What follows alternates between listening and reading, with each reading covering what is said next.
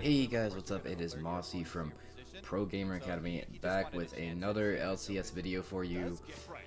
Currently, we are taking a look at the Spring Split Playoffs, whatever they're called, the Mid-Season Showdown, Week 1 recap. So we can go ahead and get right into it. Last weekend we had Cloud9 playing 100 Thieves.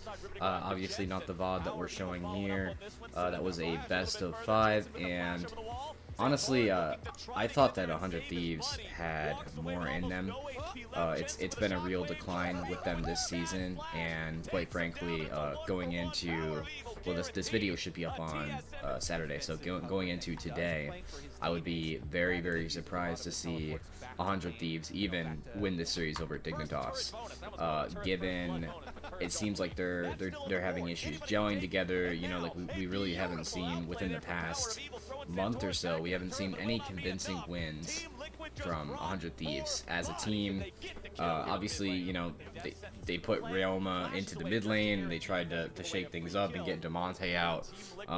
Part of the reason for that, I think, is I don't want to call Damonte one-dimensional, but he certainly has a playstyle that has been picked up on now by other teams, and certain champions are better, certain champions are worse.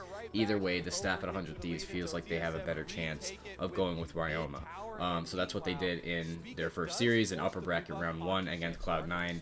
And obviously, you know, Cloud9 3-0'd 100 Thieves, right? So if you're here, if you're looking at the video, you're like, I don't know, I didn't see what happened last weekend, I'm trying to get into this. And into today, yeah, Cloud9 swept the floor with them. They looked better in every single game, and it really wasn't even close. You know, I personally hoped that 100 Thieves would put up a fight, but it just really didn't happen. And all games were pretty clean. There just wasn't a ton of fight in that 100 Thieves roster. Alright, so moving on to the Team Liquid and TSM series, which I have a lot more to talk about. The start of the series, game 1, was kind of a banger. We had TSM getting themselves off to an early lead. They were pretty much dominating the map. Honestly, like, it was PoE, Power of Evil, popping off on the Azir, making plays left, right, and center, and Team Liquid looked like they were just kind of caught off guard by it. Maybe I mean, I don't know how you can be caught off guard by the PoE Azir, but whatever they thought, maybe Jensen on the Orianna is going to be more impactful. Whatever the case was, it just kind of didn't end up working out for them. I'm looking at the VOD right now. I remember at that point in the game, I was really thinking that this game was just over. Team Liquid was able to pull this one back via some really creative team fighting, and honestly, it felt like TSM gave them too many chances this game. There were some major misplays, and Tactical actually on the Jhin got to a point in which, you know, he is just one-shotting people. I think that this was my issue. You know, this is why I thought Team Liquid would actually take this series leading into it, because at the end of the day, this game comes down to fundamental errors in terms of team play and in terms of decision making. It felt like TSM mechanically probably played the game a little bit better. You know, they won out in their lanes, and they were 5-banning, and they were having all these successful team fights. And then, you know, you get to this certain point in the game.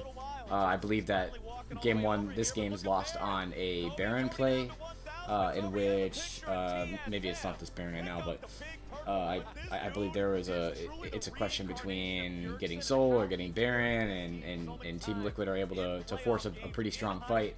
So it's like TSM had every single advantage, every single sort of, like, they had everything that they wanted, essentially. And when you look at a team like Team Liquid, you cannot be giving them any kind of window back into the game. Like, you need to see cleaner games from TSM. That's what I was saying earlier in the season when TSM was dropping games to Dignitas. Dignitas, a very scrappy team, a team that excels at kind of pushing you out of your comfort zone, playing the way that, you know, these LCS teams don't want to play. Like, they're going to take the fight to you, they're going to take the scrappy fights, and honestly, it's backfired a lot on Dignitas, but every single time they played against TSM in the regular season, they were able to take the win. You know, to be fair, TSM, I believe, both times they played those games, like, they were ahead, and then, you know, threw off of some crazy play, but, like, those things kind of count. They kind of matter. You know, they go into your record, and here we are seeing the consequences of dropping games in a full 5-game series, because obviously TSM are able, or excuse me, Team Liquid were able to get up to a 2-1 lead, and then, you know, close it out in the 4th game of the series. You know, TSM aren't even able to bring it to a game 5, which, had they won game 1, you know, maybe it goes entirely the other way. But you definitely felt in this series the momentum of Team Liquid. It felt as though they knew what their win conditions were, and they felt like they had a good grasp on how TSM wanted to play as a team, and not really forcing things the wrong way. I believe this fight is a bit tragic.